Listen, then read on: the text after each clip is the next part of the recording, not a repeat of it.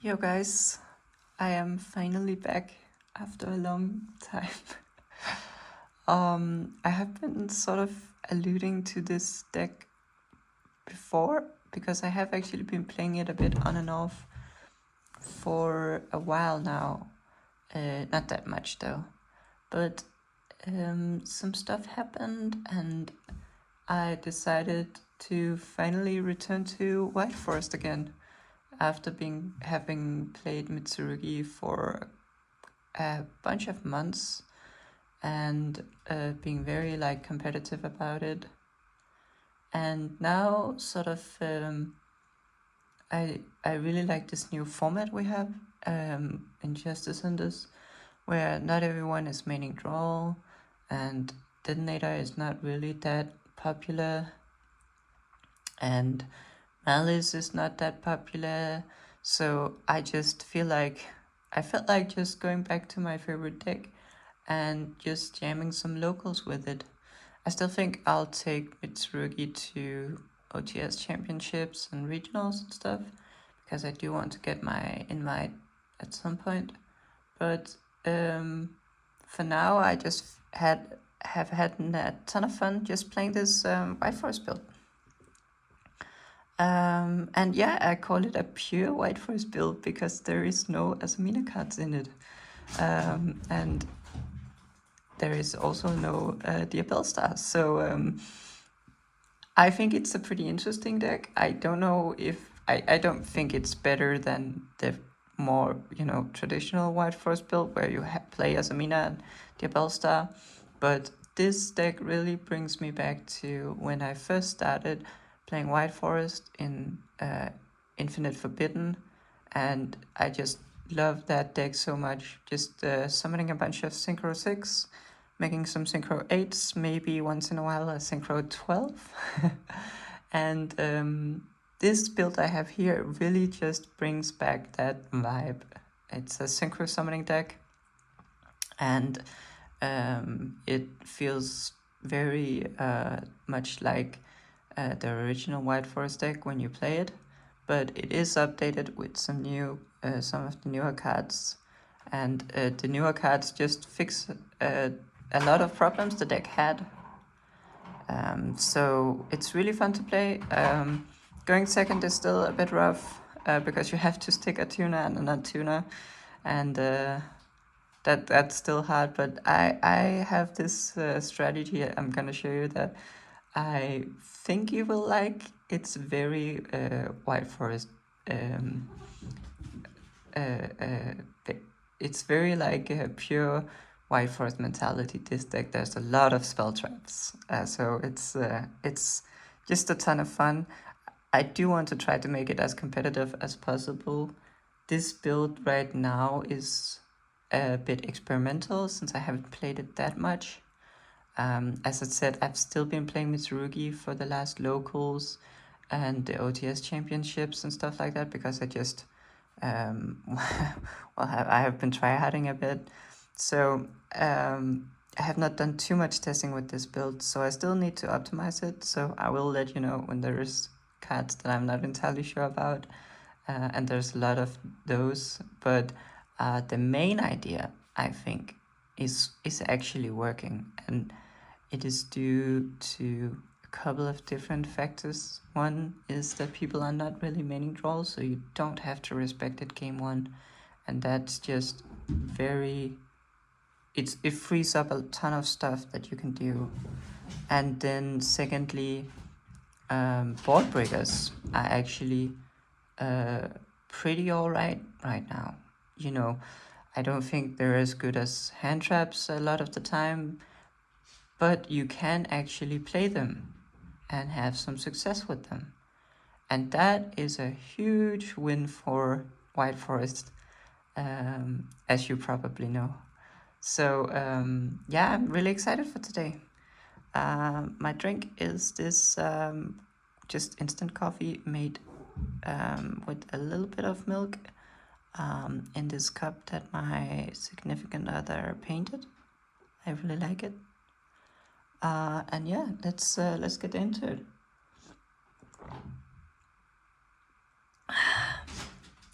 big sip. So, the main card is, of course, my favorite starter in the White Forest deck. That is often just relegated to one of. She does play better under Perulia and also draw, I think. But she is obviously weaker into Fuvelos and weaker into stuff like Imperm and Vela, which people are playing now. So yeah, it will get stopped a lot of the time, this card, because when you normal summon a Stella and you say activate effect, that is a giant red flag for the opponent. They will Vela it if they have it, they will Imperm if they have it, and they will probably also maybe sometimes just Ash Blossom it if they have it, to be honest. But I still really like it, and I do think that since we are playing so many spells and traps in this build, she is sort of a better normal summon than Sylvie, and also because we are trying to actually make a bunch of synchro plays. So we do need the extra body that she provides, and yeah. So I am playing around 2 to 3 copies in this build. I have actually been playing 2 only, but I decided to bump it up to 3 just for this video, because I wanted to show a sort of archetypical build. It goes a bit above 40. I usually just play 40 and I make some cuts for the cards that I want to try. I have a bunch of different spicy cards I'm trying out, and when making cuts, I often cut down on stuff just to keep it 40. But now I'm just gonna show a build that just the archetypical version of the idea that I have, and it goes a bit above 40, and you can just take out the cards that you feel like taking out, to keep it 40. I do think this build is probably a 40 card version, because it has a lot of powerful cards that you want to see, and that can just win you the game. In general, this deck is crazy powerful going first if you don't get rolled. It's like kind of ridiculous, actually. I'll share a combo later, but there's so many toxic things you can do going first. And going second is obviously really horrible. So the overall idea with the deck is this pure White Forest build is that you cut the Asamina and the Diabellstar, and you just play more non-engine. So you basically have a better shot at going second with a lot more non-engine. That's the idea.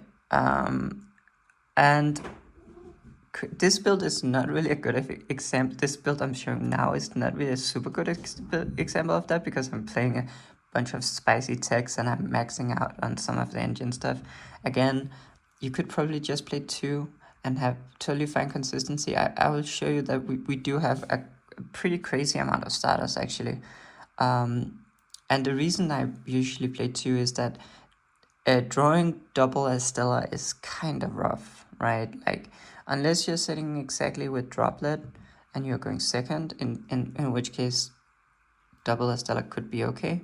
But normally, you never really want to draw more than 1 Estella, because it takes up your normal, and she's just, as of course, as we know as White Forest players, she's just really hard to actually get on the field.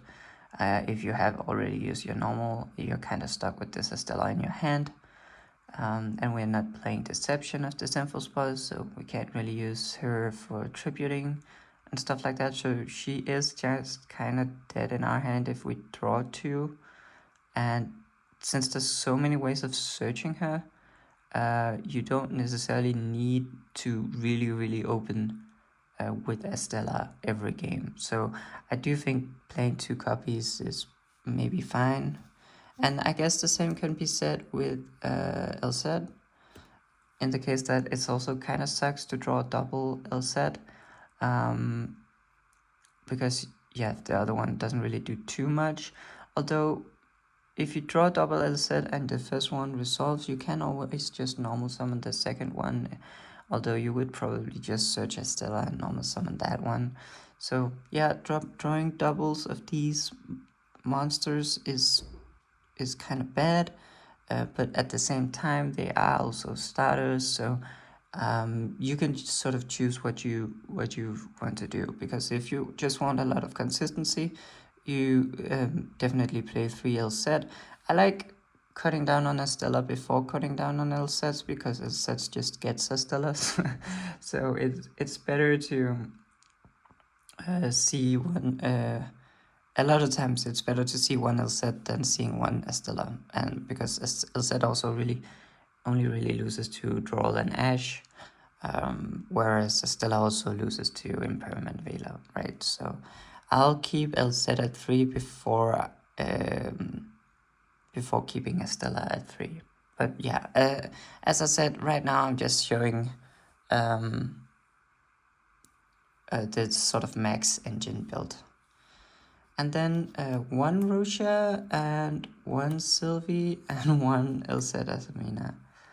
And you're probably thinking, what the hell is going on with 1 Sylvie, right? Because all the builds right now are playing 3 Sylvies, and it's the best normal summon, or it's like the less risky normal summon compared to Estella, right? Because, well, if your Sylvie gets Impermed of Veiler, you can still just play as Zed, or you can play as Mina as Zed, and you can still sort of get to your Diabell Synchro, or your Rishiela, and then your Rusia.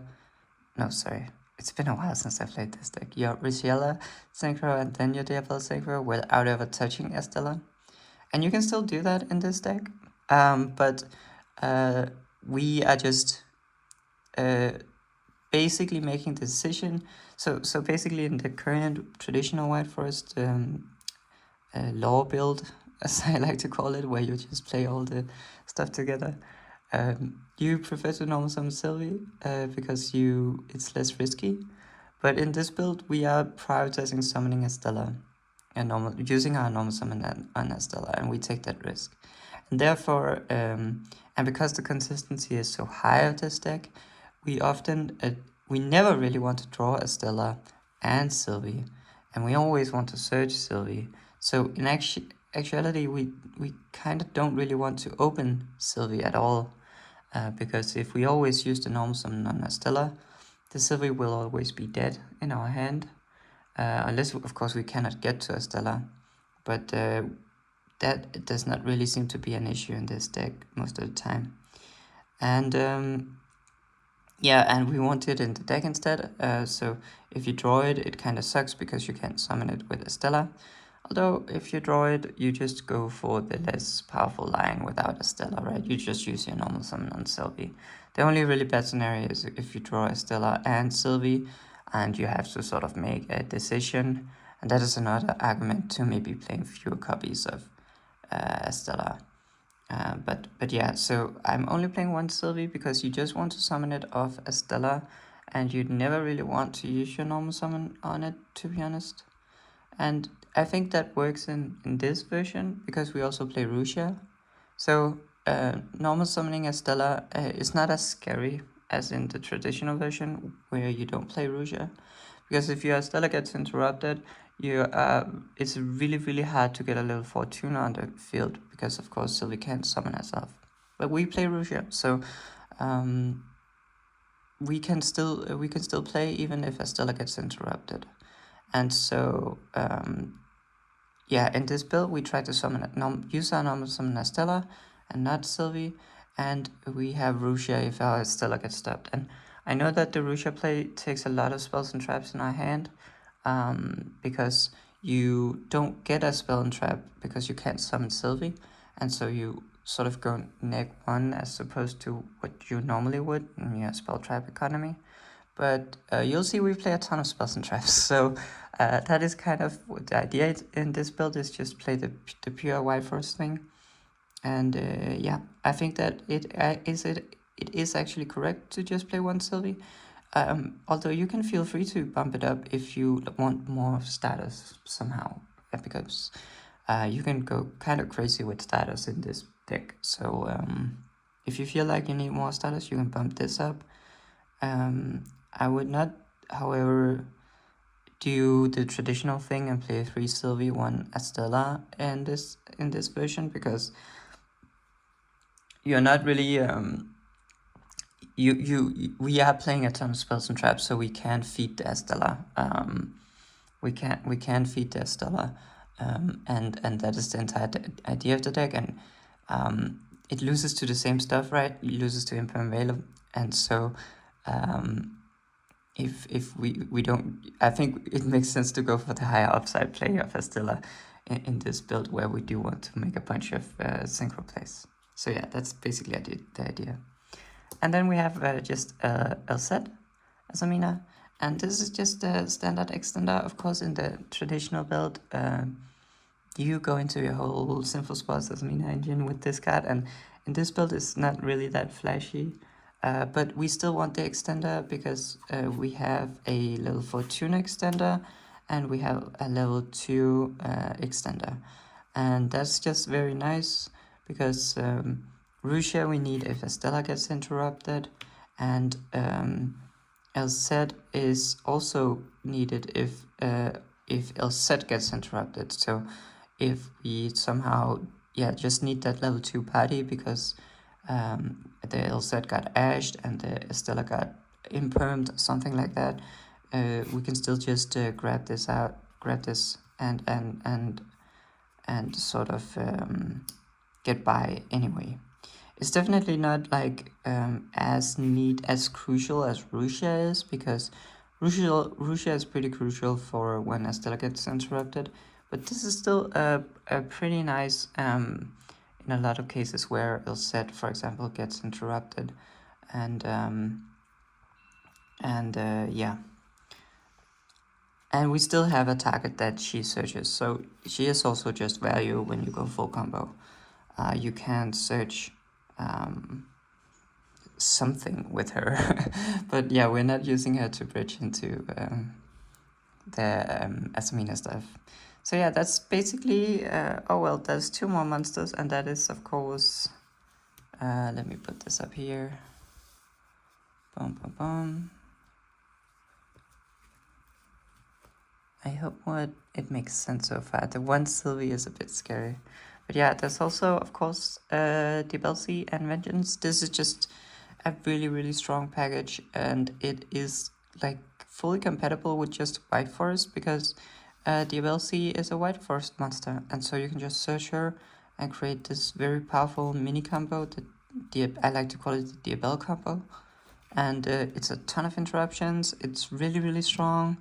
The ability protects your monsters, and that is also really strong, so it adds a lot of power to your endboard, and it's also pretty decent going second, at least a lot better than our traditional stuff. So yeah, definitely playing this, and it synergizes great with our build. So that's like 11 monsters. I usually just I actually cut one of their Stellas, and maybe you could also cut one of the Elsets, but it's a bit scary to cut too many starters, right? But anyway, also, let me get the QCR in front. Playing, of course, 3 field spells. This is sort of the where I got the idea for the deck, because, of course, the field spell has a downside where you cannot special summon dark monsters from the extra deck, and I wanted to create a deck that just completely did not care about that downside at all. And so I only I never really since I'm not playing as Mina, I'm never really restricted by this at all. So sometimes I even forget that it does that when playing, and so without the downside, this just becomes an insanely powerful card, honestly. It is exactly what I wished for back in the day in Infinite Forbidden, right? Where we just had the traditional stuff, White Forest stuff, and I was playing a ton of White Forest. I was just saying all the deck needs is an extra starter, right? It's all the deck needs. And we actually got it. And it's more than just a starter, it's also a resource, right? It's a spell trap you can send to the graveyard. And it also has the funny tuner, can make a monster a tuner effect. Oh, I forgot to mention about this. This is also pretty important for playing around Nibiru. So that's another reason it's there when we go full combo. Sorry. But yeah, so this field spell is just completely amazing. I don't really like it too much in the sort of full-on law build because I don't really like that it sort of has anti-synergy with the Asamina part of the deck. I know that it's not really that big of a deal if you're forced to open this, but I just still really like playing a deck where you don't have to think about this downside. And yeah, so that's one of the main, I'd say, advantages of playing this version. And then we have one curse and one filia just for the Diabell package.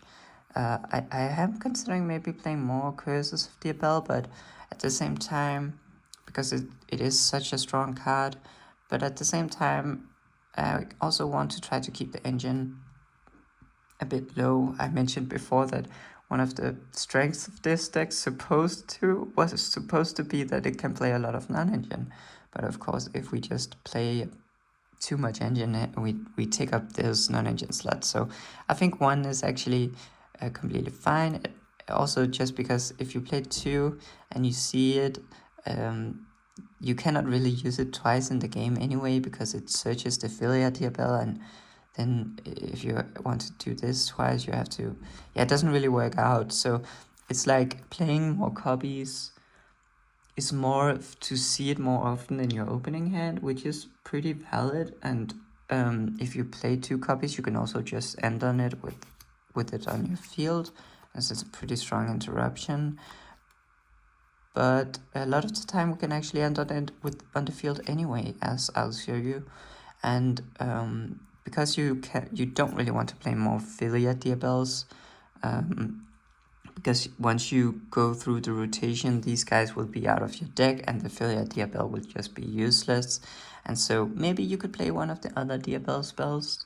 They're kind of sort of very experimental. I haven't seen any competitive list playing them, although I have been playing them, definitely. But I don't really see how any of the other Diabell spells would fit into this deck particularly well. So for now, I'm just playing one curse, one filia, and that's, working fine as it does for anyone else. And then just one tails.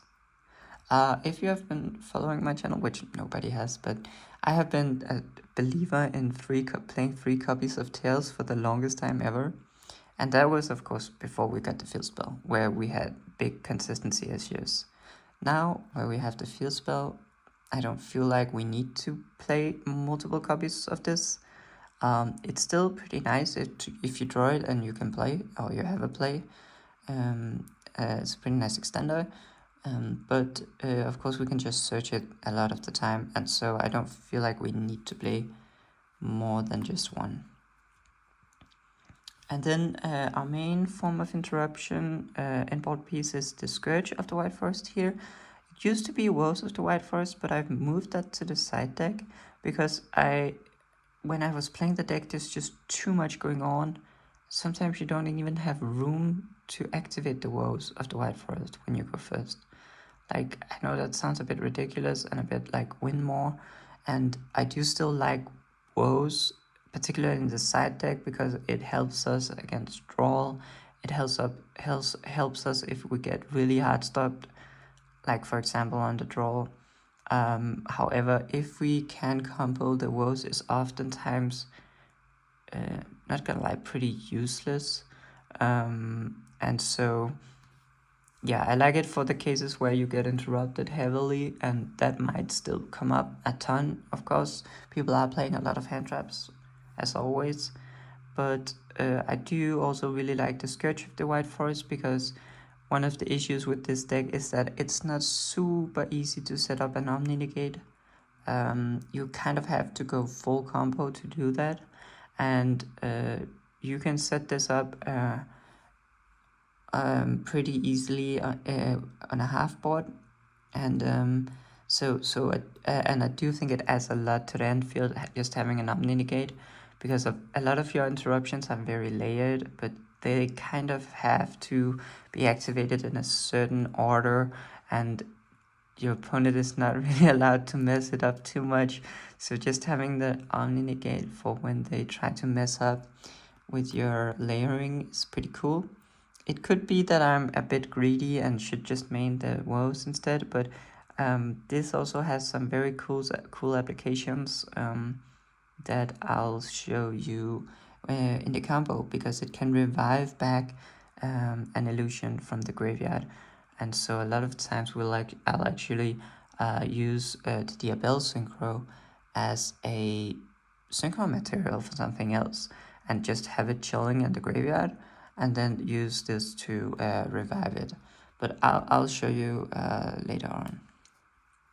So yeah, that's pretty much it for sort of what I would call...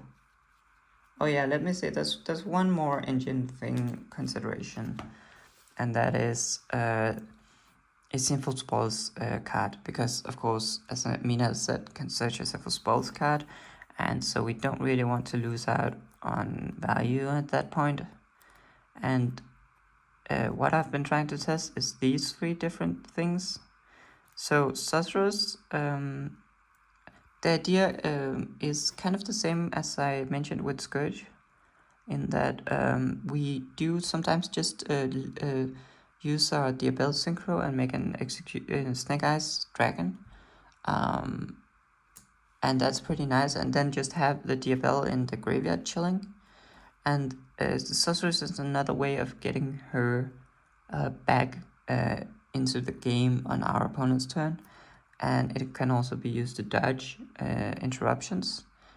And if we sequence our layering very well, we can also use it to get back the Book of Eclipsed Silver, basically, which is not once per turn, as you probably know. So that's sort of the applications. It can also be used going first to dodge hand traps if you have the right setup. You need an illusion or spellcaster in the grave already, so it's a bit tough sometimes. And then I guess it does also have some going second application when you're just trying to stick a tuner and an untuner on the board, but your opponent keeps removing your bodies. You can maybe do some stuff with Sorceress as well, but yeah. And then I have been trying out this Sinful Spoils Sanctification. This is maybe a bit more of a fun option because it does have some downsides. Notably, it's a trap card, so you can't really use it going second. And if you don't even know what it does, it has basically, it's a continuous trap. It has two effects. You can target one of the Diabell monster in the graveyard at banishment, discard a card, and special summon it. So as I mentioned, like Sorceress and Scourge, we can use this to get our Diabell Synchro back on our opponent's turn. Yeah, just the completely same idea. This one also can get back our our Vengeance and our Diabellsy. So that's a bit of added advantage. However, the downside is that you also have to discard a card. So that's not really super nice. But of course, you can probably a lot of time do that, but it's just a bit... and it's not for cost, it's for effect. So yeah.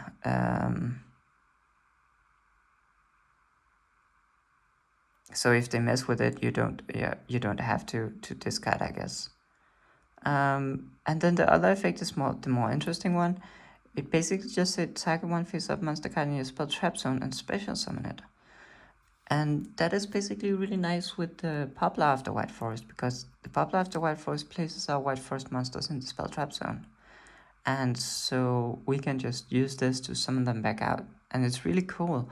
And so you can, for example, when we have our Diabell Synchro in the graveyard, you can summon Poplar using Vengeance or something like that, and then you can scale the Diabell, put it in the spell trap zone, and then you can just use this to summon it from the spell trap zone. And it's pretty cool, right? And also just throughout the game, when you summon Poplar again, summon back, you can also place the Book of Eclipse, the Silvera, in the spell trap zone. Use this to summon it out. You can of course summon out some follow-up because Poplar places 2 cards, so you can place like a something like a Sylvie and the Diabell Synchro. You can summon the Diabell Synchro on their turn. Then when it comes back to you, you can use this again and summon the Sylvie and stuff like that. And so it's really cool. I think it's like super synergistic, and I really like that play pattern a lot. Actually, I think it's so fun to play with this card. However, it is also a bit win more that whole scenario of summoning a Pablo of the White Forest, scaling your your White Forest monsters, spell trap zones, using this to summon it back out. It's just a lot of things that has to go right for that to work out. And then of course also it does not really do anything going second, and also does not really have the White Forest spell trap clause, where you cannot really send this for cost and have it set on the field again. And that's actually probably the worst thing about this thing, because if you're low on spell traps and you're trying to get through your combo, sometimes it's nice that Elset as a Mina Elset can search one of these, where you can use it as a resource, and then it sets itself back. And this one doesn't really do that, right? So that's probably the worst thing about this card, to be completely honest. But I've not given up on this card completely yet. I think it's super cool. I do think there's some interesting applications with stuff like Enigmaster Packbit, which synergizes very well with this card. And I'm also trying to find out other cards that synergize with this whole theme. And I think there might be something, but I might also be a bit lost in the source, so just keep that in mind. However, this card is not at all terrible, so don't like.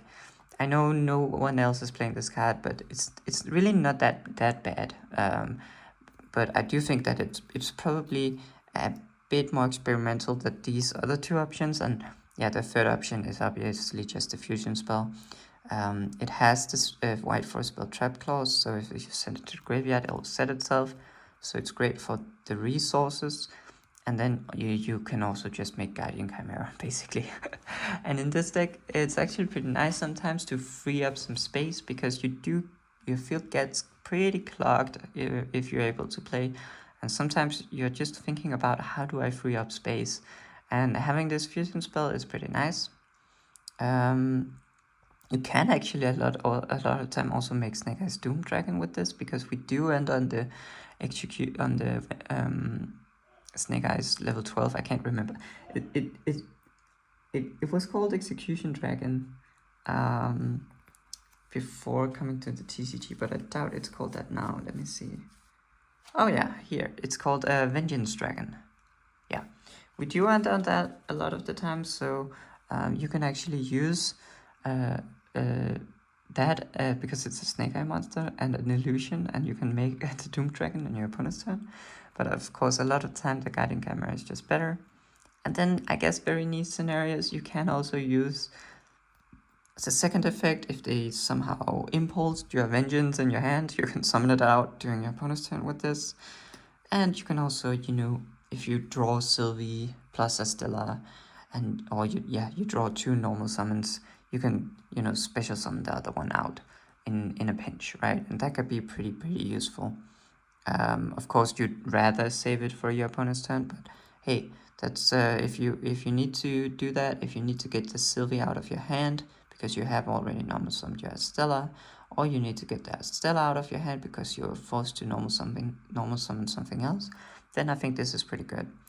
And so I think that overall, I do think the fusion spell is probably the card with the most different applications, and going second and making a Guardian Chimera could also be pretty cool.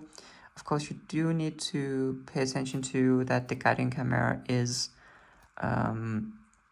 dark, and so if you started with the field spell, you cannot really make the Guardian Chimera going second. but you can always just wait with the field spell if you can't do that. And again, going second, you can also use the effect just to push out an extra body from your hand, which can sometimes be an issue. And then yeah, I think that this one is a bit more safe in the sense that if you end up going with the combo I'm showing you, where the Diabell Synchro is in the graveyard, you and you're relying on the Scourge to summon it back, there is a bunch of things that can go wrong. And so having this one extra set just further gives you an extra way of summoning back the Diabell. It's actually the same also with the Sanctification, right? Just gives you a lot of ways of getting your Diabell Synchro back in rotation if they try to mess with it, which they probably will if they can. But this one here probably has a bit of a higher ceiling, I guess, because the Guardian Chimera is a lot stronger. If you are able to summon your Diabell back from the graveyard using Scourge, and you don't really need these don't really necessarily do too much if you get stopped, if you don't get stopped. So it's a bit like these, I think, are a bit more safer. And this one just adds more ceiling to the combo, and also helps you more than these cards do probably when you try to do the combo, probably also a bit more when you go second. So I still haven't decided which one I'd play, but I think you need to play one of them, I guess, because just so to get some value out of your Asamino set. I mean, it's free real estate, right? So that's pretty much it for engine. Let me see how much it is. 3, 6, 9, 11, 14, 15, 16, 17, 18, and then one of these, right, just one of these. Let's say we're going with the fusion spell. So that's 19 engine, which is a pretty small engine actually. That's the same as the Draco Tail minimum engine, which is the deck I have also been playing. And you usually pair up Draco Tail with something else, right? So yeah, but you can also see we don't have too many starters. We have basically 10 starters here. We have Estella, Elset, Witch, and the Sylvie, which can also be a starter, of course. And so that's 10 starters. It's not super great, right? You want to be around 14 as high as you can go. In my Mitsurugi deck, I'm playing 13 starters, and I kind of want to play more, so I side in a Manju actually. So to go up to 14 starters, of course, 14 is the magic number where you have exactly 90% chance of seeing at least one in your opening hand. And a lot of decks, if they can, they will play more than 14 starters, like Yummy and Old School before Raichu, before the ban list, and so on and so forth. So what I wanted to do right now before we go to the non-engine, I basically just wanted to add a bunch of starters to the deck, right? So we're sitting here at 10, and so some obvious choices, right, is basically terraforming, right? This is basically just grabs the field spell, and we go up to 11 starters. And then I do also, because back in the day I played this card called Chicken Game, and let me tell you, Chicken Game is such a fun card in White Forest. It's just so much value. You just you activate it, you draw a card, and then it's a free resource. You can even add it back with your bell, activate it again, draw another card, use it as a free resource. And so the reason I stopped playing this card was because everyone and their mother was maining draw, right? And now I feel like this is a card that I'll risk playing again, just because it's so fun and it's very strong. Also with no detonator in the format, or very few detonators in the format, you don't really have to be scared of playing it going second. And it also gives us another target for the terraforming. So if we already have access to the field spell, we can still get some value with the chicken, with adding chicken game, and we can even it also makes terraforming stronger in the sense that we can go terraforming at the field spell, then later on we can go diabel, add back terraforming, activate it again, add the chicken game, get a draw, get some free resources, and then secondly, or thirdly, I guess, I don't know how much I've been saying, it enables us to play separation. And so we of course need at least 2 field spell with different names in our deck to play that card, and it is just an extra starter, right? So I feel like playing chicken game is pretty worthwhile. It is a do nothing card, I guess. It's an upstart, but it's an upstart goblin that specifically synergizes a ton with our deck, and we don't have to be too scared of troll anymore, because the worst thing in the world was starting out with chicken game, drawing 1 and then getting drawed. Trust me, that has happened to me a bunch, and that is rough. But as long as you don't get trolled, this card is just free real estate. And so with this package here, we are actually jumping up 2 starters, just pretty, I think it's a pretty good deal to get 2 extra starters just for adding a chicken game, which is a card that honestly is not really that bad in the deck anyway. So, and that brings us up to 12 starters, right? And so you may be wondering, because I have talked about all this consistency, right? And where 12 starters is not that much, right? So how am I getting to the point in consistency where I can just start cutting as Stellas and LZs? That sounds crazy, right? And it is kind of crazy. But it's basically Rainbow Bridge. And this card is like very bittersweet because it of course comes with a friend. It comes with the with the crystal piece that you never ever want to see, and it sucks when you see it. And so therefore I'm not entirely convinced that I should play this card. But what it does is, and I'll give you a sneak peek on our management, it does make it so that Foolish Burial Goods is just full combo. And you can definitely Foolish Burial of Goods is like the kind of insane card in this build. It's like probably the strongest single card in the deck, because you can of course even without playing Rainbow Bridge, you can send a Curse of the Abel, and that will get you into, that will basically get you your Diabel combo. So this is like and the Diabel combo is a pretty strong half board.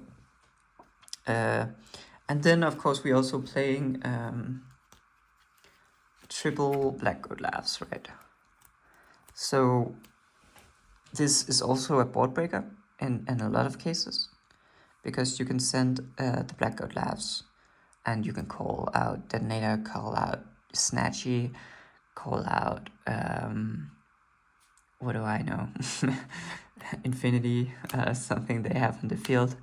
And then if you play Rainbow Bridge, then Foolish Burial Goods is also just full combo. So it turns Foolish Burial of Goods into in a starter, because you can just send Rainbow Bridge at the field spell, Witch of the White Forest. Also a great extender, because you can send Curse of the Diabel and just make your Diabel half board. And also a board breaker, because you can send the Black God Laughs, and that is often a pretty strong way to break a board. And so I feel like it's worth it to play one Rainbow Bridge and the brick because of that. Because if you look at it, let me put these to the side, it does get us up to 15 starters. So 3 Estella, 3 LZ, 3 Field Spell, 1 Sylvie, that's 10, and then a terraforming set rotation, that's 12, and then these 3 sending the rainbow bridge, that is 15 status. And a lot of these are of course ways to get to the field spell, and so you might have this concern is that if I have too many ways of getting to the field spell, then the field spell just becomes a big choke point. And that is absolutely correct. And so that's one reason you might maybe not play these, the Rainbow Bridge and the Crystal Beast, just because maybe you're fine with just having 12 status, and then just having the Foolish Burial of Goods be a free Bell combo and a board breaker. I mean, that's still pretty strong, right? But of course, it does also, if you already have access to the field spell, or if the field spell gets interrupted, and you already have access to the Curse of the Deer Bell, sending Rainbow Bridge can also just get you a chicken game, which is a free draw and some free resources. So, of course, the Crystal Beast is not doing too much in your hand. It's only really good for making Guardian Chimera. That's really the only application. We are not playing Deception of the Sinful Spoils, so not really tributing this for anything. And we have pretty much always used our normal summon, so never really summoning it either. But you can use it for a Guardian Chimera, I guess, here and there. But overall, it's pretty bad to draw. It's actually horrible to draw, because if you draw it, you also cannot activate the Rainbow Bridge. So I think if you don't want to play the brick and you don't mind going down in consistency, then you can just cut it really, and it does just also give you 2 free slots to play more non-engine. However, it does make your Foolish Burial of Goods into like the most insane card in the deck. And also hard drawing Rainbow Bridge is also pretty alright in a lot of cases, because you can send it, you can of course just send it to the graveyard and then activate its effect. And also I think it does also enable you to play and a bunch of some other field spells you'll see in the side deck. So yeah, it's still a big question. I haven't really figured out if this is worth it. It could also just be something you side in going first. Obviously, you just take these out going second, because you cannot really afford to break on this, and you probably will just use the Foolish Burial of Goods to go into your bell combo or to break the board. So I think it's also pretty reasonable just to have these and then just use them, side them out going second. But yeah, that is basically how we get to 15 status, and I think that 15 is so much that I actually cut one Estella to go back down to 14, just because of course that's just 15 one-card combos, but you can also have some weird cases where you, for example, open DBLC plus Rainbow Bridge, that's also combo. Or you open DBLC plus Tails, that's also combo. And you could open Russia plus Tails or Rainbow Bridge and stuff like that. So there's also some two-card combos here that increase the consistency. And let me see here. So I do count these Foolish Burial Goods as non-engine. It's kind of as I mentioned, it's a kind of a god card in this deck. It's an engine card, it's a non-engine card, it's an extender, it's a starter, but for the purposes of just counting how much engine we're playing here, I think that this right here was 3, 6, 9, 10, 11, 14, 15, 16, 17, 18, 19, and then going with 20, 21, 22, 23, and 24. So 24 engine, and I think that you could very easily argue that removing I think you could remove either remove one of these to go down to 23, or you could remove these. I probably wouldn't cut Estella's if you're cutting the Rainbow Bridge, because then, yeah, now we are back down to 12 status, which is kind of iffy. But you could cut these and then just go down here to, what was it, 11, 14, 15, 16, 17, 18, 19, 20, 21, 22 engine cards, right? And that's still pretty good. Like 12 status in 22 engine cards is not that bad, and we can play like pretty much just 18 non-engine. And then of course this adding these gets you 3 extra status. However, I will say that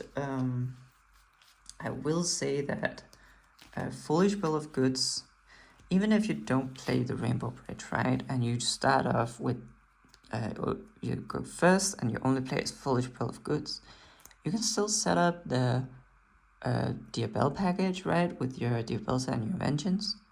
And that's a strong half, but like, I mean, if, of course, it's not a guaranteed win, and of course it can get interrupted, but it's still a play, right? So you can still count this maybe as a starter, and you can also count this Diabelle C as a starter, maybe, if you're like, hey, the Diabelle combo is pretty short, and it's not unbreakable at all, but still pretty strong. And so if you're okay with, you have 12 starters that give you full combo, and then you have 4 starters that just gives you a half a combo. And that's still 16 ways to play, right? Some of them, yeah, these 4 might not be as strong, but it's still a lot of consistency of just being able to do something, right? And so I will say that that's a pretty good argument for just not playing this package. If you don't want the bricks, I think it might actually be correct. But of course, if you play them, then you just get a full combo with one card. That's also pretty cool. So yeah, and then the final sort of engine card I wanted to discuss is this.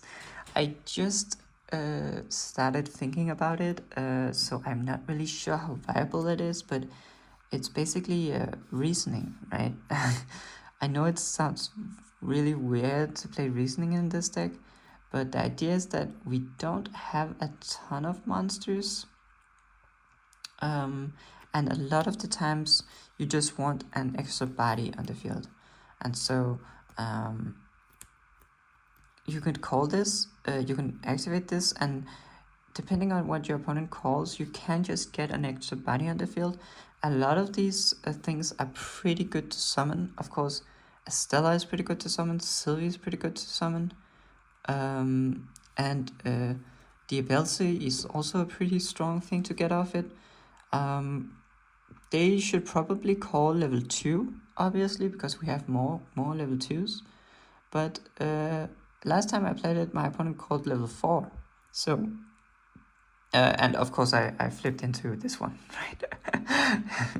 But when we combo and when we, for example, we go through the Estella, the Elset, the Sylvie, the Elset Asamina, and both of these, there's only really 2 Estellas, 2 to 1 Estellas left in the deck, 2 Elsets, 1 left in the deck, and a Rusia left in the deck, and that's like 3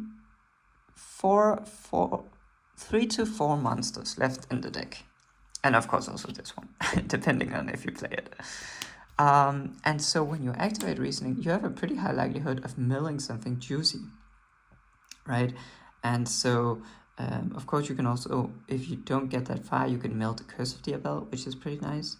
You could also mill a Black God Laughs, or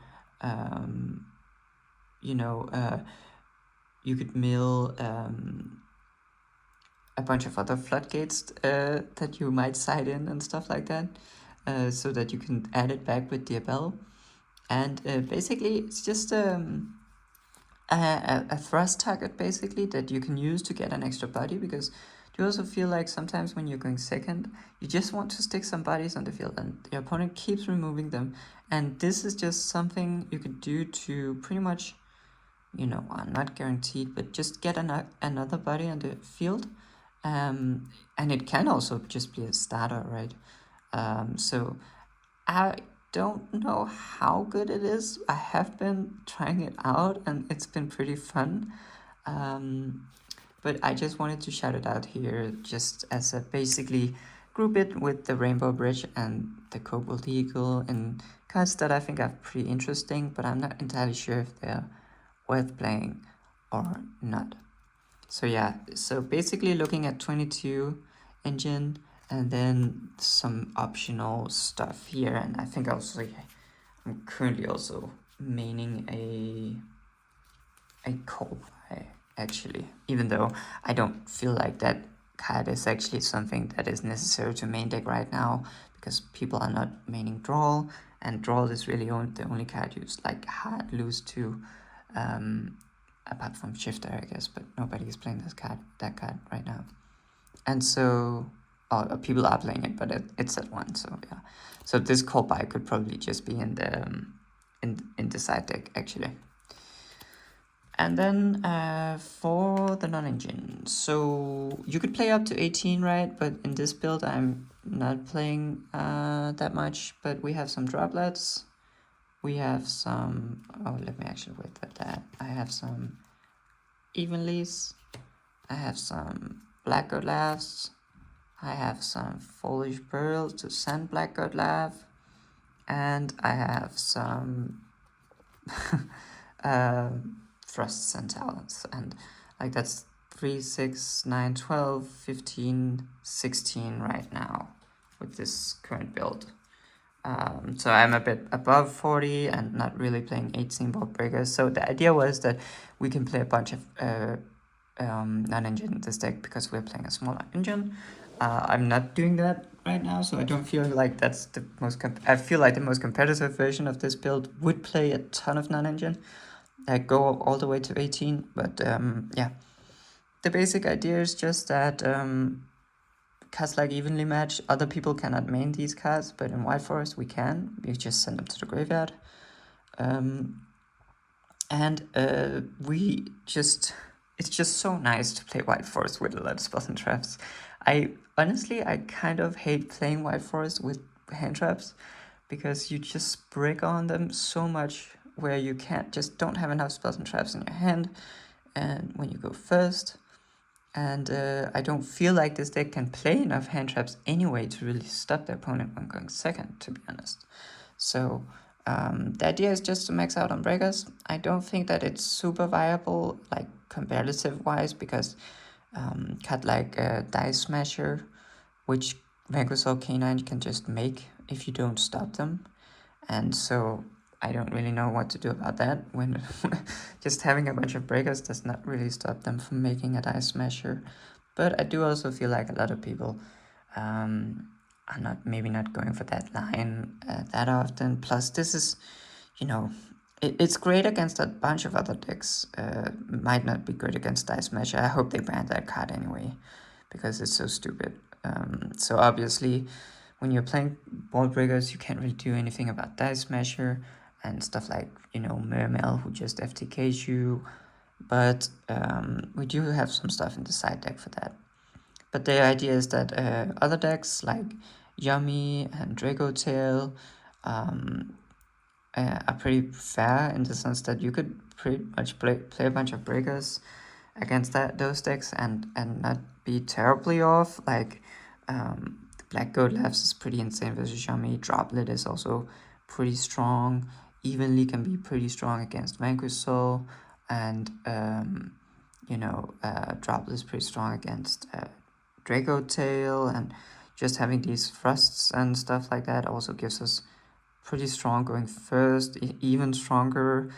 And yeah, so that's pretty much the idea. I don't really think you can play hand traps in this type of deck. You could probably play some Charmies. I have the Charmies in the side deck.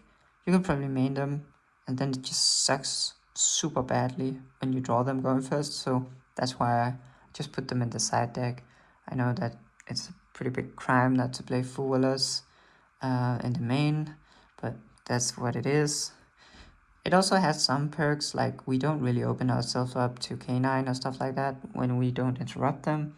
They cannot really activate their thrust or their talents when we don't interrupt them on their turn. So yeah, I think playing 18 breakers, this is just 16, right? But going up to 18, I think it's could be pretty strong. Like 3 breakers, especially if they're combined correctly, can just destroy a lot of boards, not gonna lie. And then you just need to play as if you were going first and do your combo. So this deck is not really that good going second, let me just be honest. But I think if you were to build a version of White Forest, I think this, like of pure White Forest, I think this one has the best odds going second, because you can play a ton of board breakers, and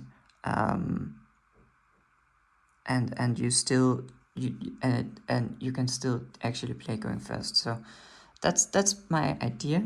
I don't know if these ones are the exact correct ones you should be playing. I have some other ones in side deck. I was also thinking about Dark Ruler no more.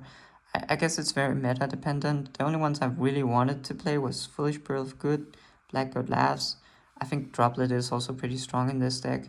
And then Thrust is also pretty strong in this deck, to be honest, because you can grab a Terraforming or a Reasoning if you need engine. You can obviously also just grab a board breaker if you need that.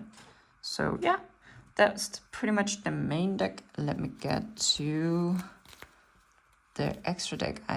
This video is getting pretty long, but I guess that's me, right? I think all my videos are pretty long. Because I do also want to show off a combo, so I don't want the video to be too long, to be honest. Let me get some coffee. Okay, let's just go over the side deck pretty quickly, because this is also a work in progress. So going first, side out the Evenlies and side these in. And woes, basically just, woes, pretty good if you get hard stop, like hand trapped to death, or you get trolled. And Secret Village, it just FTKs some decks like Yummy. Cannot really do anything about it. And in this deck, if you play the Rainbow Bridge, you can search this. You can search the Secret Village with set rotation, terraforming. You can also draw it, so that's 3 ways. Then you can have Rainbow Bridge, that's 4 ways to search it. And of course you can go Foolish Bill of Goods and Rainbow Bridge, so that is 7 ways of searching it. And then if your opponent did something to you, you could also say Triple Tactics first, set Rainbow Bridge, and then send it to the graveyard with one of your White Forests. So that is in total 10 ways of either drawing it or searching it. So I wanted to play it just because it's so incredibly searchable, and sometimes it just FTKs your opponent, especially if they're on board breakers, right? They pretty much just lose if you slam this down. And with 10 ways, up to 10 ways of searching it, I think it's pretty strong. Then just one whaler. This is just to make Rusha grab an extra interruption. It's like pretty minor, but sometimes if we have the whole combo, we can just grab a Vela with Rusha. We can also summon Rusha on our opponent's turn, and use her effect to grab a Vela on our opponent's turn. Vela can be pretty okay because this deck does not really have a lot of negates. It feels weird saying it, but there's not actually too many negates, so just having a Vela going first is sometimes pretty cool. But of course could be a bunch of other stuff, to be honest, so could also be one of these two, right? Maybe that's more worthwhile, I don't know. And then I have just some Lightning Storms and Dusters. Just because, like, for example, the Rainbow Bridge and the Crystal Beast, I pretty much always want to take that out going second. And, you know, also the Scourge, I also want to take that out. So we always take some card out. And if we don't are not in a matchup where Chamis are super good, or if we just want to really side in a lot of non-engine because we're pretty scared, then I think these ones are pretty generically good.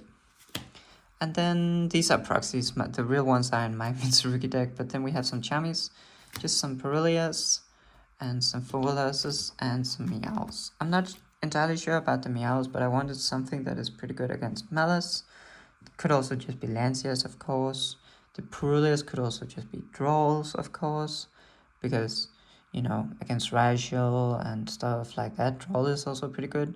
But my idea was that these are the Chamis are super bad when we go first because we can't really convert them into anything. Like usually you can when you play Deception. You can also tribute them. Cannot do this in this deck, so they become absolutely horrible going first. You also always use your normal summons, so you never get to normal summon these for any value. But going second, this should be perfectly fine, right? Because you just throw them out there, you get some draws, and playing a bunch of Vault Breakers, it's just really nice with drawing cards because we can draw into more board breakers. The only thing that can really go wrong is if they like Paradise Smashers or like Thrust Set D Barrier, and that just happens sometimes. And sometimes they also have the Ash Blossom or the Core Buy for this, so it doesn't never really mattered. But they're still so strong when they resolve against certain decks, like this, pretty much against pretty much all decks. Perulia pretty good against all Rigel deck, Vanquish Soul deck, K9 decks. And Meow's also pretty good against Yummy and pretty good against Malice and a bunch of less popular options, I guess. So maybe the Meow's is not like totally mandatory. You could definitely play some other going second configuration. The only thing I would definitely always play is the Fovelas, basically because it's strong against pretty much everything. But yeah, so that's pretty much it for the side deck. Pretty simple, and it's not figured out at all, but I am pretty happy with the Woes and the Secret Village in the side deck of this current build, at least. Alright, let's go to the extra deck. So, whoa. In regards to White Forest Synchros, playing the Poplar, this is like my first time really playing with this card since it came out because, you know, I've been off White Forest for a while. And so I really love this card. Like, it's like my channel icon, and it's so fun to play with. I really like the way it scales. It puts the White Forest monsters in trap zone. I think that's so unique. It synergizes great with the White Forests. It just gives you a bunch of gas, basically, just a bunch of fuel, so you can send cards to the graveyard for cost with your White Forest monsters. And then it also have this nice sort of idea with you being able to summon the monsters back out with other cards and stuff like that. And then, of course, it's just a quick synchro, just a super strong card and really fun to play with. And of course, the Richella and the Silvera and the Tibel. Not too much to talk about for those four. Then I do play a Herald. You can all make this by turning one of your level 2 monsters into a tuner using the fill spell. And you can make this on your 5th summon if you go full combo. So I can show you that afterwards. So you can play around Nib if you go like semi-uninterrupted, I guess. You can also threaten this, and then if they interrupt you, you can try to threaten this and force them to nib you earlier. But yeah, so this version does not really play as well around nib as, of course, the Asamina version, because you could make the Ilia Silvera pretty early, right? So that's one of the big weaknesses. So Herald is like one of the only ways we can really play around Nibiru. I'm trying to figure out other ways we can play around Nibiru, but so far it's been a bit rough. So yeah, just be aware of that. I think that one of the other ways is just to make the Diabell as soon as possible, right? On your 5th summon, make the Diabell, and then if they nib, then have some of these cards, right, to pass on, so that you can summon her back during your opponent's turn, and that's still an okay half board, right? That would be my other sort of idea of how to play around it, but for now it's just the Herald. And then Sapper Shrimp, I have always loved the shrimp, and I was really sad when we started cutting it from White Forest. I love summoning shrimp with DFL, and now we have a bunch of nice level 4 synchro monsters we can make with the shrimp. Of course, the shrimp also can pop a spell trap, and then you could go into like a Herald on your opponent's turn. You can go into the Poplar on your opponent's turn. You can also go into, of course, a Chaos Angel on your opponent's turn, and that's obviously really strong. The Chaos Angel is mostly just a light Chaos Angel in this deck, but the light effect is the strongest one anyway, so it's pretty good. And then also playing the Vengeance Dragon. This is like a pretty strong card. I used to think it was not that good, because if you use this effect to scale a monster, it cannot use it the next turn. But it's honestly still a pretty strong monster, and sometimes this deck is pretty good at making level 12s, and you just want something to make, and this is like the level 12s are not that crazy good, so this is probably one of the stronger level 12s you can make, so I'll take it. So there's like 4 sort of toolbox options that I think are pretty necessary to run, or at least I will not be cutting any of these, I think. And then I'm also pretty happy about the Doom Dragon in this deck. You can, as I mentioned, make it with the fusion spell using the Vengeance Dragon, but you can also just make it when Poplar scales 2 cards. You can send them to the graveyard and make this one, and it has unsummon effect to scale one of your opponent's monsters. I guess it can also target your monsters. And then it also just sets you up for a nice level 12 play. Yeah, and if your opponent starts playing on your turn, like I played a bunch against Wenku Soul, then your Diabell, right? If you get that far, your Diabell or your Vengeance can make the Poplar. The Poplar can scale 2 back, and you can get a Snake Eyes, and you can push the Holy Sue or the Raisin into the spell trap zone. That's really strong. Then you can use the Poplar and the Doom Dragon to go into this one, and you could set the other one, the Raisin or the Holy Sue, the one you're missing, in the spell trap zone as well, and that's also really strong. So these ones are also kind of nice when your opponent starts playing on your turn as well. And then some other stuff. There's the SP, of course. You pretty much just play this no matter what, right? And then there's Guiding Chimera for if you play the fusion spell. Then I really do like the Satellite Warrior. This is another level 10 that you can make, for example, with the Sapper Shrimp. You can make this. Or, of course, with the field spell by turning one of your level 2s into a tuner. Or one of your level 8s into a tuner, I guess. But this one basically says that if it's synchro summoned, you can target cards your opponent control up to the number of synchro monsters in your graveyard and destroy them. And this card gains 1000 attack for each card. So sometimes this deck really needs a board wipe. Like, get rid of your card, because the Silvera books them, and sometimes you can just book a lot of cards, but you want to actually get rid of them, and this one does a great job, and you can have a bunch of synchro monsters in the graveyard. Like, it's not unusual to have like a Sapper Shrimp, a Diabell, a Rochella, something like that, or maybe a book instead, and then the Poplar also. It's pretty normal to have like 4 synchro monsters in the graveyard when you pull off this play. So popping 4 and then gaining 4,000, so it becomes 6,500. It's basically kind of like a synchro access code token, so I really like it. And then, yeah, sometimes you just can make a ton of level 12s. And I think Crimson Dragon is probably the most, win more thing you can do, but sometimes it just happens. I don't know if I'm just playing against, if I haven't tested enough, and, in the real world, you get hand trapped to death, and so you never get to this point, stuff like that. But I have been getting to this point quite often, and when you end on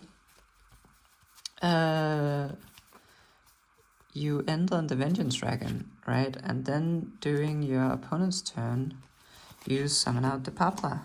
And then you can use Poplar plus the Star Vengeance, and you can make the Crimson Dragon. And the Crimson Dragon tags out because you just have this Snake Eyes Vengeance Dragon sitting there, and you tag out for the Blazer Dragon.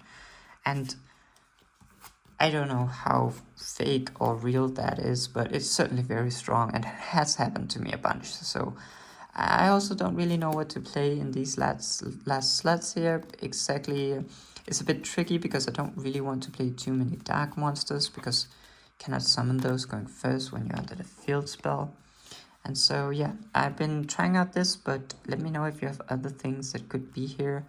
And in the same vein, I'm trying out Luluva Lilith, but that's mostly just because I think it's a fun card.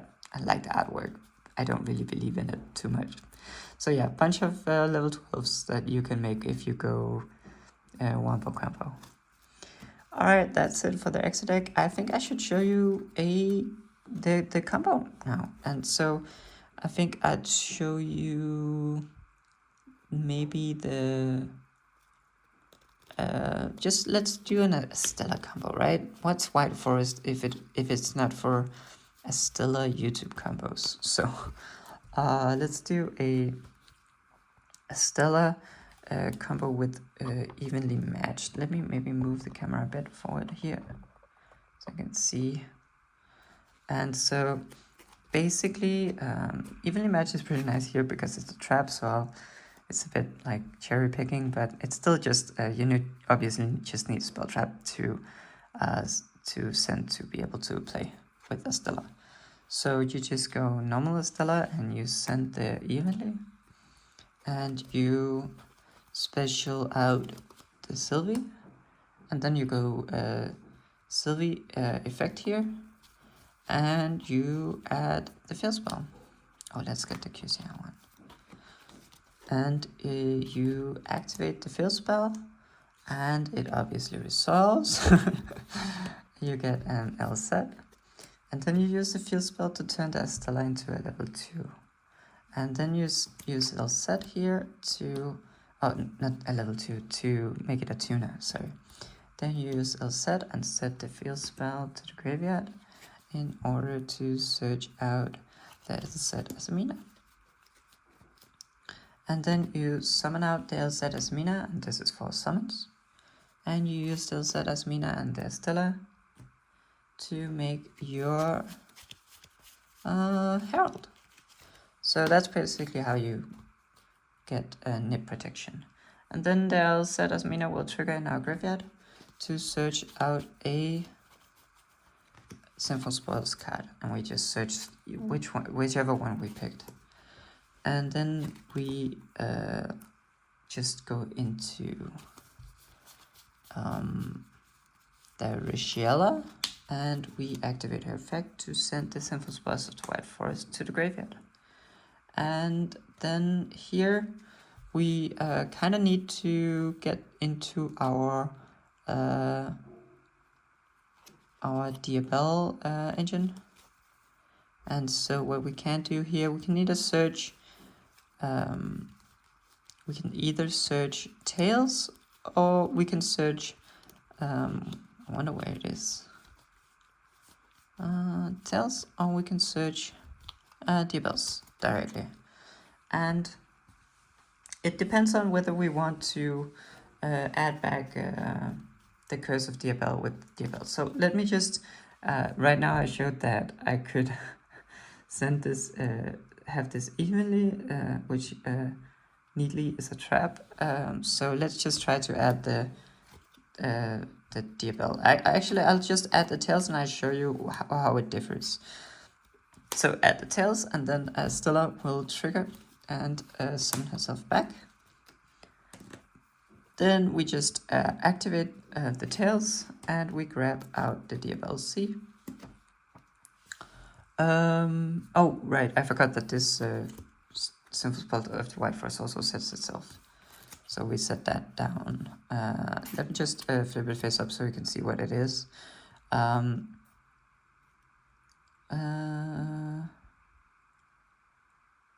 Let's see here. I think I did something wrong. Okay, so let's just show the line where we don't get the Curse of DFL back. Oh, yeah, I definitely did something wrong. I'm sorry. Let's just make a DFL here. I like this line a bit better anyway. And then we go DFL here and we add back the tails. And then we go send the tails to the graveyard to summon out DFLC. And of course, DFLC will send the curse of DFL, and the curse will add the Filia. And oh, then I gotta remember this one. We haven't used this add back yet, so this will set itself. We have already activated it, but we still have it as a resource, which is pretty nice. And we add the Filia and we activate the Filia, and we add the Vengeance, and we just go banish evenly and the Filia to summon out the Vengeance, and the Filia will buff our attack. And so the thing, I did something wrong, I can't really remember, but because you are able to, the idea is basically, it's pretty simple, right? You have a trap in graveyard to banish for Diabell Star, and so you could add back this Curse of Diabell with Diabell and just end on it on the field. I think in this combo we did not have enough spell traps to do that. And also, even if you added this back instead, right, our endboard would look like this, and we wouldn't really have anything to send for cost for Diabell. And so I do like having something to send for cost. So let's just say we ended on this. It's a bit less powerful, but it should still be pretty strong. And then you just go Sylvie here and send back the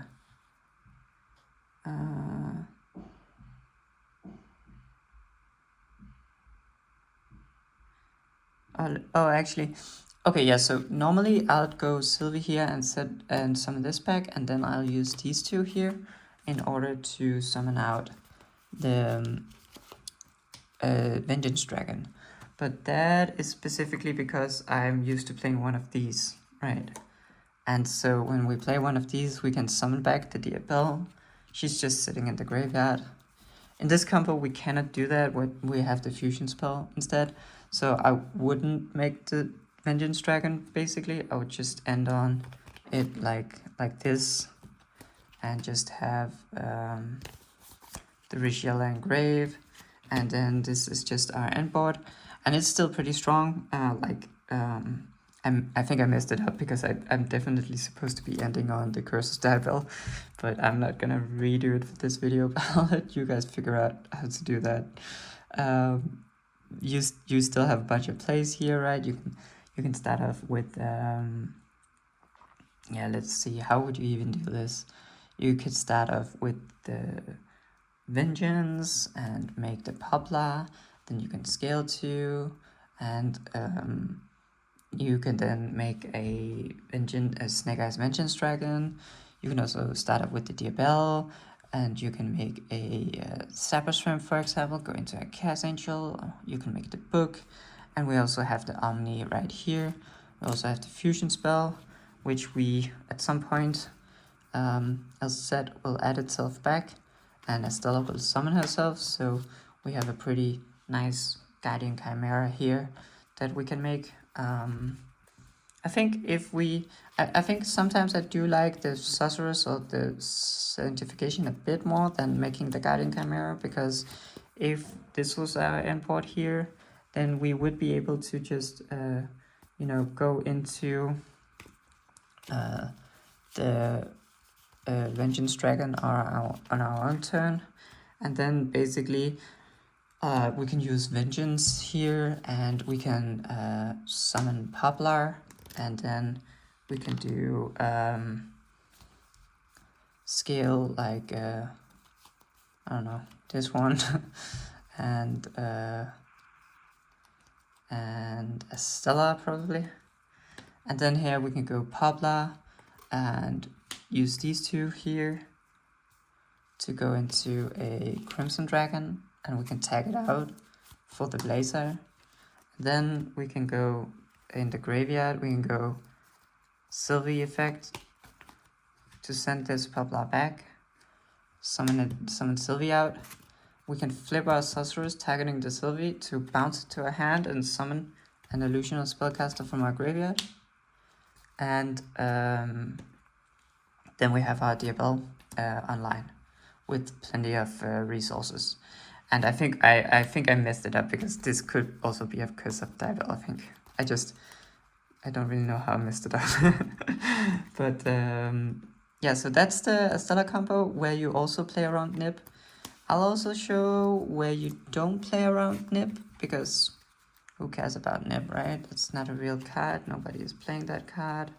So let's just see, because we could do even more crazy stuff, of course, if we don't play around Nib. And we basically just go Estella here, send the evenly matched, and summon the Sylvie. The Sylvie will add the tails here, because we don't play around Nib, so we're not super concerned with making Herald and 5th summoned. So we can get a bit of extra value. We'll summon the Richella, send the tails into the graveyard, and there now we have the opportunity to add, let's see,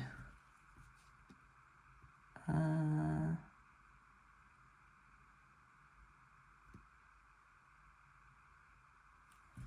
guess I need to add the field spell here, but normally I add this. I don't know why I can't figure out these combos right now. Maybe it's because I just woke up, but I think we can basically choose here to add Scourge or Witch of the Wild Forest. We won't get another chance to add Witch, so let me just add Witch. Maybe I was supposed to do it differently. And anyway, and then new chain here, Tails will set itself, and Stella will send itself back, and we can do a Witch here to go for the LZ, I guess, and we'll do. I guess this is what I was thinking about actually. We go LZ here, send it, or we make the Estella into a level 2 tuner, and we go LZ, send the Witch of the Wild Forest to the graveyard, and we grab out the Asaminal set. We summon out the Asaminal set, and we can use these two here to make either a Herald or a Poplar. I think both are pretty cool. But let's just make a Herald, and then we trigger the Asaminal set, and we can grab like the Sorceress.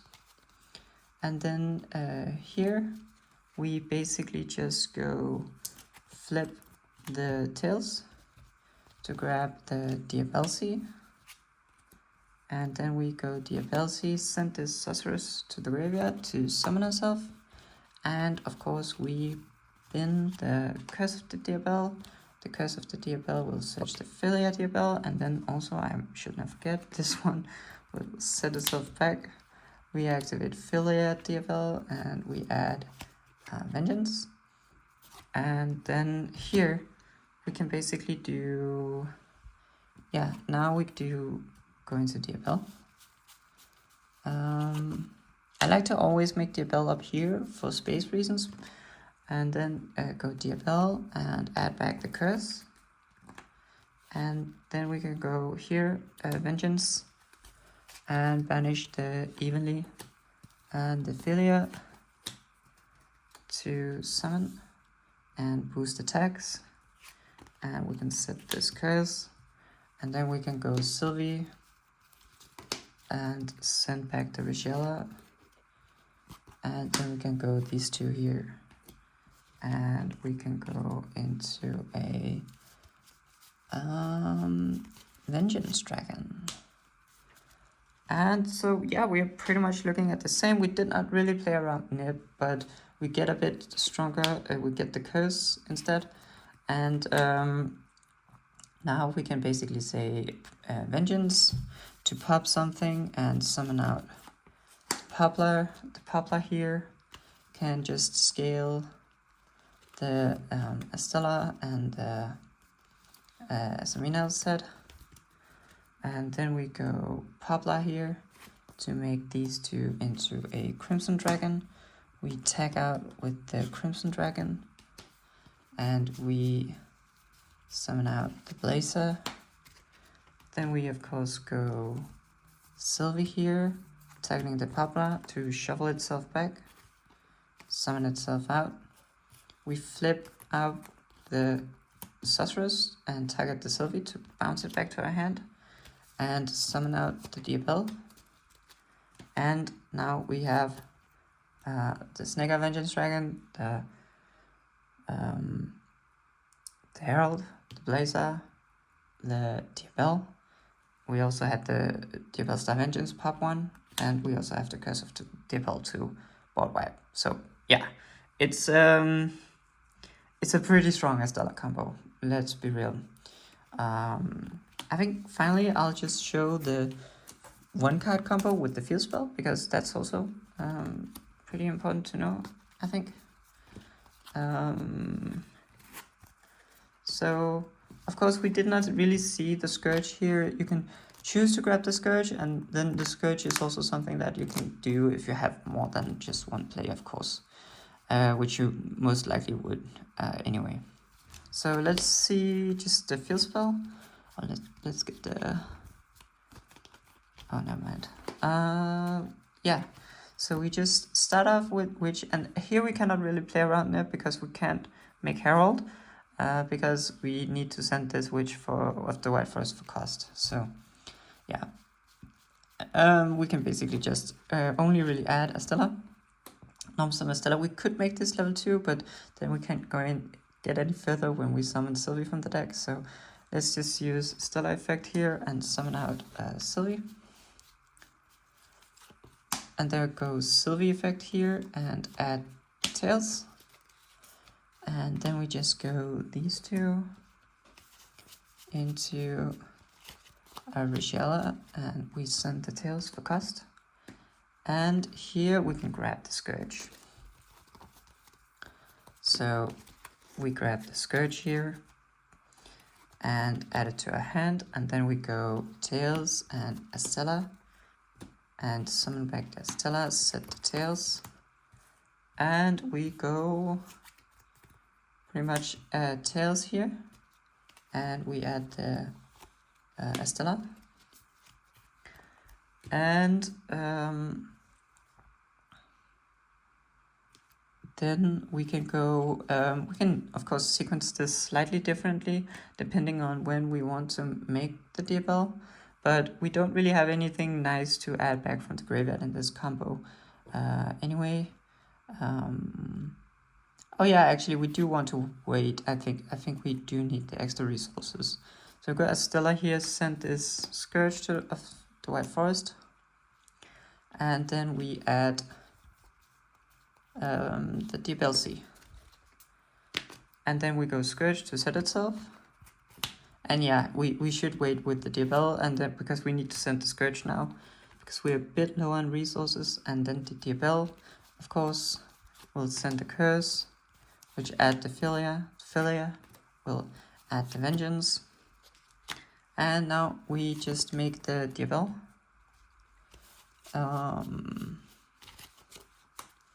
And we target the Scourge to add it back, and we can just set it, and then we go banish the Philia and the Curse, to summon out Vengeance and boost attack. And then we'll go Sylvie here and send the Richella back. Summon. And here you could make a Synchro 6, but unfortunately they are all terrible. So it's really a shame because deck is based around Synchro 6s, but they're just pretty terrible. So instead we make a Synchro 12 here, and we make the Vengeance Dragon. Okay, and basically then we have this, and so this is pretty strong, but it needs to kind of resolve in the correct order, and you can choose to be a bit more safe and not make the Vengeance Dragon if you don't feel like you can guarantee the revive of Diabell. But basically, right now we just have the Vengeance Dragon pop, we have the Omni Negate with Scourge, however we do want to save that one, and we have the Diabell's Vengeance pop. So ideally we will start out with, or we can use Vengeance Dragon first, that's actually not important, but let's say we start out with Diabell's Vengeance, and we summon out Poplar here, and pop a card of course, and then here we can scale, some cards here. Let me see. Yeah, let's scale these two. And then here we go some point Poplar effect to Synchro Summon. And here it's either you don't you kind of have to go for the Book of Eclipse here, or you can also summon Riziella and search Veiler if you have that in your deck. But let's say we go for the book, and then you can use, when they do something, you Omni, and you tribute this, and since it was a White Forest Synchro monster, you can then revive back Diabell. And then you, of course, have your Diabell. You can send something like this to the graveyard and make the Sabbath Shrimp. And you can even go Sylvie, send this back to summon. Well, that doesn't actually matter. I'm sorry. But then you can go like Sabbath Shrimp to make. Then you probably let's not do this. That was stupid of me. You can make the Satellite Warrior here, and we have 4 synchros in the graveyard, so pops 4 cards basically.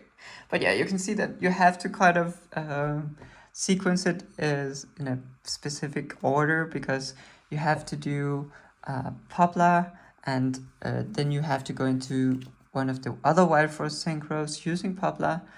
You can also just tribute, you can also not use Poplar and just tribute that, because it is a Wild Forest synchro.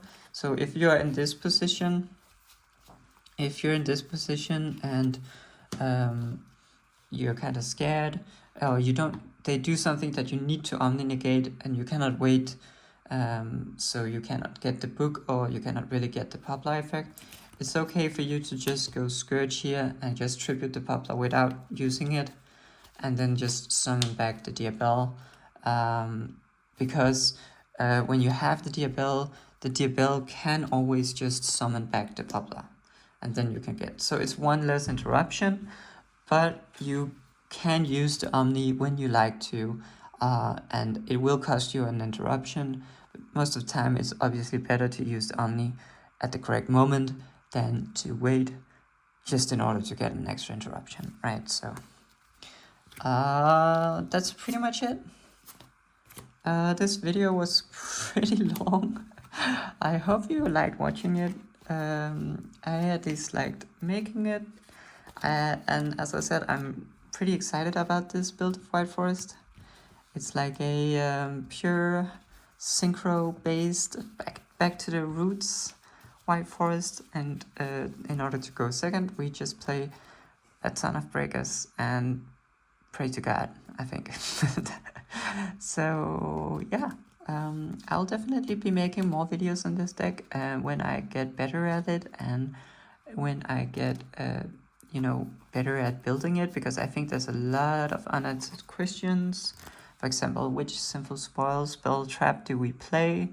And also the X deck is not really figured out at all, I think. And also some of the main deck ratios and spicy options, whether they're worth it or not. Particularly the Rainbow Bridge, I think, is an interesting question. And yeah, that's going to be it. So thank you so much for watching.